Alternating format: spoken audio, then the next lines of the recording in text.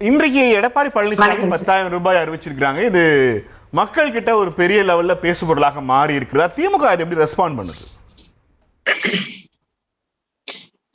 அனைவருக்கும் வணக்கம் sir. Edappadi Palaniswami sir ரொம்ப நல்லா பண்ணிருக்காரு.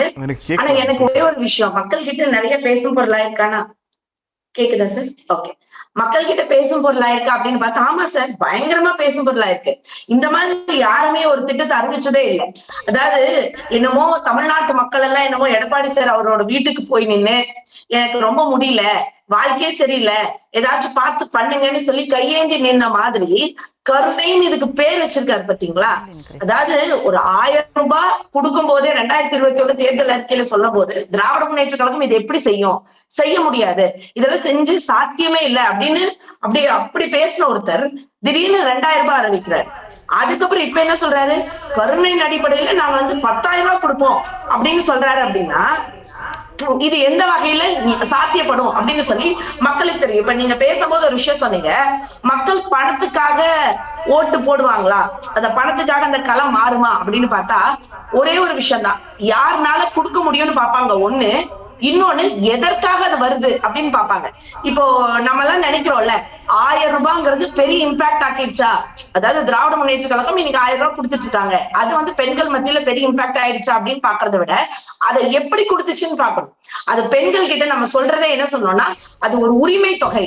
ஒரு அண்ணன் ஸ்தானத்துல இருந்து ஒரு தகப்பன் ஸ்தானத்துல இருந்து உங்க வீட்டுல இருக்கக்கூடிய மொத்த கஷ்டத்தை என்னால எடுத்துக்க முடியாது, ஆனா ஒரு சின்ன ஒரு பங்கை நான் ஏத்துக்கிறேன், நீங்க படுற கஷ்டத்துல ஒரு சின்ன பங்கை ஏத்துக்கிறேமா, இது உங்களுடைய செலவுக்காக வச்சுக்கோங்க, இது ஒரு இலவசமாலாம் நான் தரல, உரிமையா தரேன்னு சொல்லி எத்தனையோ மேடைகள் இதை நாங்க பேசியிருக்கோம். அந்த உரிமைன்ற வார்த்தைக்கே அத்தனை ஒரு மரியாதை கிடைச்சது, தமிழ்நாட்டு பெண்கள் மத்தியில அவ்வளவு ஒரு வரவேற்பு கிடைச்சது.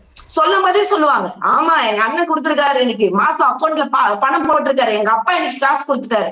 ஏன் இந்த 5,000 ரூபாய் வரும்போது கூட நிறைய சமூக வலைத்தளத்துல வீடியோஸ் எல்லாம் நம்ம பார்த்தோம். அதுல பாத்தீங்கன்னா ஒரு பொண்ணு சொல்லியிருப்பாங்க, இன்னைக்கு என்னுடைய பிறந்த நாள், இந்த பிறந்த நாள் அன்னைக்கு எங்க அப்பா எனக்கு 5,000 ரூபாய் போட்டதா நாங்க நினைச்சுக்கிறோம் அப்படின்னு சொல்லுவாங்க. அந்த சொல்லுக்கான அர்த்தம் என்னன்னா, அதை உரிமையா வச்சுக்கோங்கம்மா கொடுத்தது.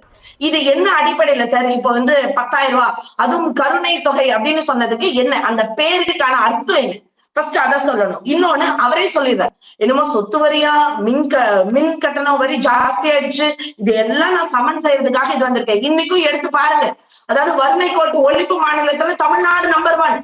இது அதிமுக செய்யல, செஞ்சது திமுக தான். போன 10 வருஷம் செய்யாதத இந்த 4.5 வருஷத்துல நாங்க செஞ்சு காமிச்சிருக்கோம். அதே மாதிரி தனிநபர் வருமானம் அப்படின்னு எடுத்து பாத்தீங்கன்னா இன்னைக்கு முதன்மை மாநிலமா தமிழ்நாடு இருக்கு. ஏன் சார் அந்த ஏடிஎம்கே பீரியட்ல செய்ய முடியல? இன்னைக்கு நீங்க சொல்றீங்க ஒரு நாகநந்தினி, இப்போ கேள்வி என்னன்னா, உரிமை தொகைன்னு நீங்க சொல்லி கொடுத்த 2,000 ரூபாய் அல்லது 1,000 ரூபாய்க்கு இந்த உரிமை தொகைன்னு சொன்னோடனே மக்கள் வாங்கிட்டாங்க. இப்ப கருணை தொகைன்னு எடப்பாடி கொடுத்தா 10,000 வேணான்னு சொல்லுவாங்களா, இல்ல வேணான்னு சொல்லுவாங்க நீங்க நினைக்கிறீங்களா? ரொம்ப நல்ல கொஸ்டின். ஃபர்ஸ்ட் அவர் தருவாரா? அவரை ஃபர்ஸ்ட் ஆட்சி உட்கார வைப்பாங்களா மக்கள்? ஏன் 2021 தேர்தல் அறிக்கையிலே 1,500 ரூபாய் தரேன்னு சொன்னாரு, நாங்க 1000 ரூபாய் தானே சொன்னோம். ஆனா அவர் 1,500 ரூபாய் சொல்லி மக்கள் ஏத்துக்கலையே. ஏன்னா யார் தருவாங்க, யார் சரியான ஆட்சி நடத்துவாங்க, சொல் யார் மாற மாட்டாங்கன்றது மக்களுக்கு நல்லா தெரியும்ல. அதை விட ரொம்ப முக்கியம், நீங்களே சொன்னீங்க இது என்ன மாதிரி மாடலா இருக்கு, பீகார் மாடலா இருக்கு. ஏன்னா இவங்க வச்சிருக்க கூட்டணி அந்த லட்சணத்துல தானே இருக்கு. இவங்க பிஜேபியோட கூட்டணியே நான் வைக்க மாட்டேன், நான் திரும்பி கூடி பார்க்க மாட்டேன் அப்படின்னு மாநாட்டுல பேசுவாங்க 2024 எலெக்ஷன்ல. அதே மாதிரி 2026ல எங்களுக்கு கொள்கை வேறு கூட்டணி வேறுன்னு சேர்ந்துப்பாங்க. சரி, அது அவங்களோட விஷயம், அதை பத்தி நான் எதுவும் கேட்கல. ஆனா பீகார்ல என்ன நடந்துச்சு, இதே மாதிரி எலெக்ஷனுக்கு முன்னத்து நாள் வரைக்கும் அந்த பெண்களுக்கெல்லாம் வர வைக்கப்பட்டுச்சு, இதே 10,000 தான். அப்ப அதே 10,000 எடுத்து போட்டிருக்காரா? அதாவது இன்னொரு விஷயம் சார், இந்திய அரசியல் வரலாற்றிலேயே யாரும் இந்த மாதிரி இன்ஸ்டால்மெண்ட்ல எல்லாம் தேர்தல் அறிக்கை விட்டதில்லை. அதாவது திமுக என்ன செய்யும் அப்படிங்கறத பார்த்துட்டே இருந்து அதுக்கு ஒத்த மாதிரியே ஒரு அறிக்கையை கொடுக்கறது எப்பவுமே அதிமுகவினுடைய ஸ்ட்ராட்டஜியா இருந்துச்சு இதுக்கு முன்னாடி வரைக்கும். ஆனா இப்ப என்னன்னா, திமுக என்னென்ன திட்டங்கள் கொடுத்திருக்கோ அந்த திட்டத்துல 1000 சேர்த்து, ஒரு 500 சேர்த்து 10,000 நம்ம என்ன கொடுக்க போறோம். இது என்ன சார் ஏலமா சார் விட்டுட்டு இருக்கீங்க? மக்களினுடைய ஒரு வாழ்வாதாரத்தையும் மக்களினுடைய ஒரு அடிப்படை தேவையும் இல்ல அவங்களோட சுயமரியாதையும் ஏல விடுற மாதிரிதான் இன்னைக்கு அஇஅதிமுக செஞ்சுட்டு இருக்குன்னு நாங்க சொல்றோம். அது மட்டும் இல்லாம அவரே என்ன சொல்றாரு, சொத்து வரி சொன்னாரா? மின் கட்டண உயர்வு சொன்னாரா? இப்ப இவர் எப்படி இந்த 10,000 ரூபாய் கொடுப்பேன்னு கேட்கும்போது என்ன சொன்னாரு? மக்கள் சிரமப்படாத வகையில பார்த்து திரும்ப நாங்க வரியை உயர்த்துவோம். அப்ப எப்படி எந்த வகையில மக்கள் சிரமப்படாம இருக்காங்க? இன்னைக்கு ஜிஎஸ்டி வந்து உங்களுடைய ஒன்றிய அரசு நீங்க கூட்டணிக்கு வச்சிருக்கீங்கல்ல, அவங்க நிலுவையில நிறைய அமௌண்ட் வச்சிருக்காங்க. அதை கேட்க உங்களால முடிஞ்சுதா? சரி, அதுக்கு மேல இன்னைக்கு விலைவாசி உயர்ந்திருக்கு அப்படின்னு சொல்றீங்க. விலைவாசி எப்படி சார் உயரும்? பெட்ரோல் விலை, டீசல் விலை, அது அத்தியாவசிய பொருட்கள். அந்த பெட்ரோல் டீசல் மன்மோகன் சிங் அவர்களுடைய ஆட்சியில கிட்டத்தட்ட $120 $130 இருக்கும் போது கூட 75 ரூபாய் தான். இன்னைக்கு கச்சா எண்ணெயோட விலை ஒன்றிய அரசு எவ்வளவுக்கு வாங்குது? ஆனா இன்னைக்கு நம்ம 100 ரூபாய் கொடுத்து பெட்ரோலும் டீசலும் வாங்குறோம் அப்படின்னா இதுக்கு யார் காரணம்? நீங்க கூட்டணி வச்சிருக்கிறவங்க தான். எடப்பாடி அவர்கள் தான் காரணங்கிறது ஏன் எடப்பாடி பழனிசாமி அவங்களுக்கு தெரியாம போச்சா? இல்ல, இதெல்லாம் யோசிக்கணும். இவங்க இதுக்கு முன்னாடி கொடுத்த எந்த தேர்தல் அறிக்கை எல்லாமே பாத்தீங்கன்னா 2024 கூடி அவங்க என்ன சொல்லிருக்காங்க? நீட் விலக்கை நாங்க கொண்டு வருவோம் அப்படின்னு அவங்க பேசுறாங்க. அப்ப நீட் தேர்வுக்கு ஆதரவா தானே இவங்க கையெழுத்து போட்டு வந்தாங்க. எல்லாம் பண்ணிக்குவாங்க, எங்க பிள்ளைங்க பாத்துக்குவாங்கன்னு தானே சொன்னாங்க. இப்ப நீட் விலக்கு நாங்க கொடுப்போம் 2024 சொல்றாங்க. அதை இவங்களால செய்ய முடியுமா? இல்ல அதுக்காக இவங்க ஒன்றிய அரசு பேசிட்டாங்களா?